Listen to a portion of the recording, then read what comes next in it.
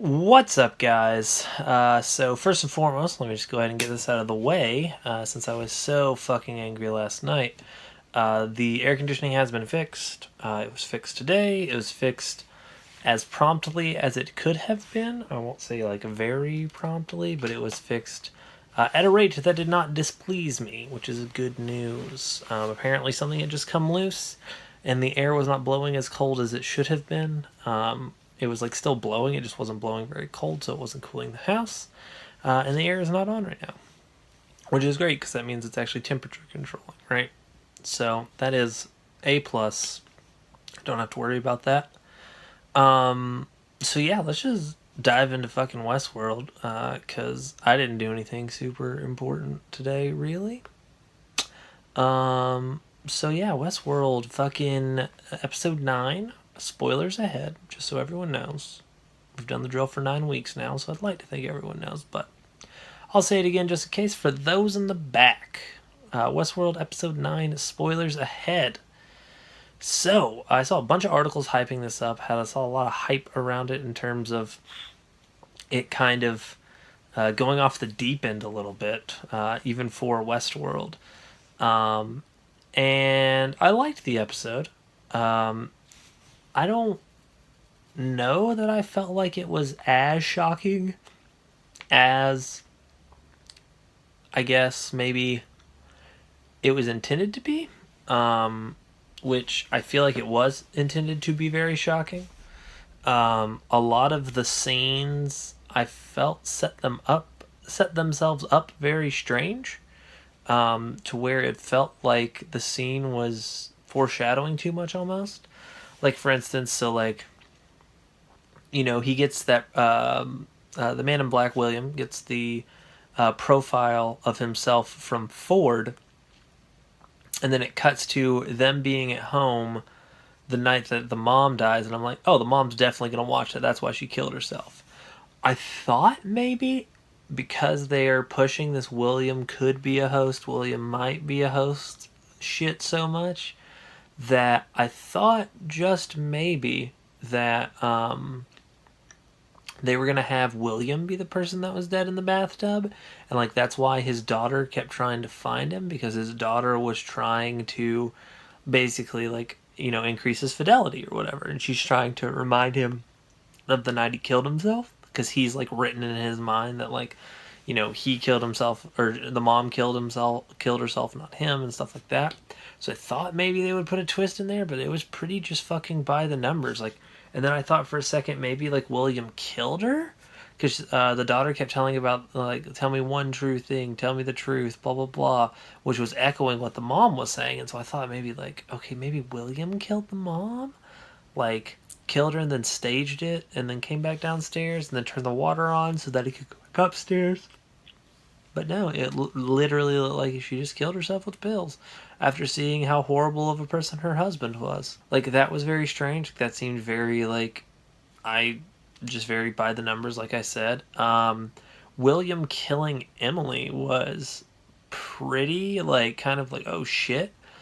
But it's weird because it happens so quickly. It happens so in the moment that like it's funny, like that almost had too little setup to have an emotional payoff, because yes, we see her taking her dad's side, we see her with a little bit of backstory, we see her and him sort of having this argument about things, but realistically the amount of time that she's been on the screen this season is less than 30 minutes. And that's being pretty gracious. I think it's probably less than 20 minutes, to be honest. And while we are supposed to feel certain things for William, in that he is kind of, I don't even know that he's an anti-hero, but he is a bad villain character that has some nice qualities.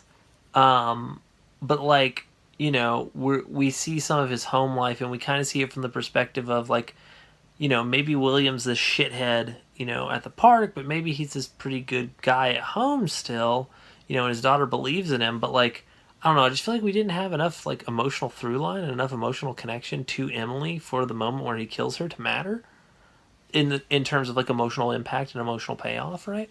Because we see him blow down those people, and then she's like, "Look, like I'll show you this thing, blah blah blah," and it seems weird that he would make a snap judgment that, she saw his.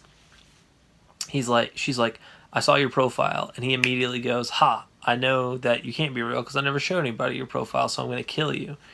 It just seems odd that was his snap. That was his like breaking point in terms of attacking her. And then we have the whole like looking at his wrist thing. Looking right where Bernard was cutting. He even did it to Emily earlier.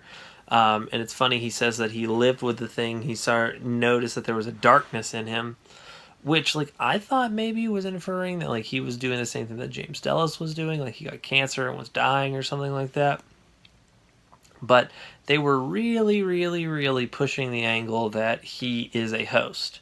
But I have some qualms with that. Most notably, I guess, like, the fact that they built him new bodies all the time is strange if he has been a host this entire time, right?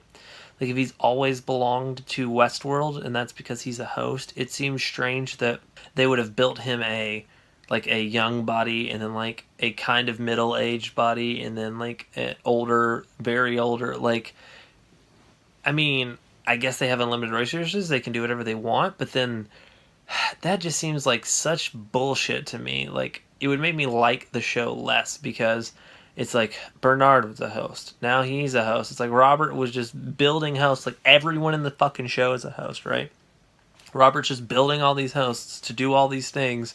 At that point, because you've taken away agency from so many characters, all the actions leading up to all this still don't make any sense and feel trivial, right? If William has been a host the entire time, right? Which is, again, what they were inferring. If he's been a host this entire time, then why, like, all the shit with Logan doesn't make any sense. All the shit with, like, Dolores doesn't make any sense. All the shit with, like, him, like, discovering himself and becoming the Man in Black, that doesn't make any sense. It's just a storyline. That cheapens everything that we've, known up until now. So what other storylines do we have? Teddy and Dolores were only in this episode for, thankfully, very few minutes. Teddy ends up letting one of the Ghost Nation people go after the Ghost Nation people are like, LOL, we're gonna fucking stop you. And then Teddy fucking kills himself, which is pretty badass. That he, like, was like, LOL, I can't fucking disobey you, but so I thought that was an interesting way, but again, telegraphed. Like, as soon as he started talking, he's like, gonna kill himself. What I do think is interesting, though, is that his body was found floating in the water in the 2 weeks in the future time period. And honestly, I don't feel like I saw any of his shit having a gunshot wound to the temple. So that's going to be interesting to see. I'm almost positive that they're going to pull sort of the proverbial rug out from under our feet, and that several of these timelines are not the order in which we think they are. Because Bernard's such an unreliable narrator from, the jump. I feel like there's going to be a lot of stuff that's swapped up on us in terms of the ordering in which everything happened. But yeah, that is interesting to see that his body, that he killed himself, kind of as a giant fuck you to Dolores, who, again, continues to be the worst character in the universe. We did see that Maeve was, in fact, back for the ending. We had Ford, through Bernard, have Maeve reach into his mind and deliver a message about how Maeve was always his favorite and all this shit. And since we saw her in the preview, we do know that she is alive. It does look like they're using Clementine as sort of like a robo-virus to, like, send those codes to all of the surrounding hosts. So I'm curious to see how Maeve will combat that, because we see her running in the trailer, so I'm curious to see if she can, like, if it's like Neo versus Agent Smith at that point, she can, like, hack while Clementine is hacking and they're sending code back and forth and doing all this shit. I don't know. But I'm glad Maeve has become a far more interesting character. Unfortunately, Dolores has become a far less interesting character. The Bernard storyline is interesting. He leaves Elsie out in the middle of the woods after ostensibly having left her downstairs for like 4 or 5 hours while he does all this other shit. And I think it's good that he's at least admitting that there is the potential that he could hurt her and is trying not to and is trying to make a decision. We see that he deletes Ford, but we know he doesn't because of the preview. So I'm curious what he did delete in that data packet. After he hooks himself after he hooks himself up. I'm curious to see exactly how much actual agency Bernard still has left, kind of how his actual timeline of events has gone through and what he has narrated reliably and what hasn't been reliable. There are some theories going out right now that Charlotte Hale is actually Bernard's daughter, because they've given him this fake story about his son being killed or dying. That's sort of his cornerstone, but the joke is that like that's why she's like so high up in this company and she's like so young. I don't know that I buy that, but it's certainly interesting to think about. I'm trying to think if there was anything else that was like particularly interesting, and I don't think there was. I think that's actually it for me on the Westworld episode 9 thoughts. As always, let me know what you thought about that in the comments down below. If you agree, disagree, want to have a conversation, I will be sure to check those and we can talk about it. Until then, though, I am going to head to bed, so I'll catch you guys tomorrow.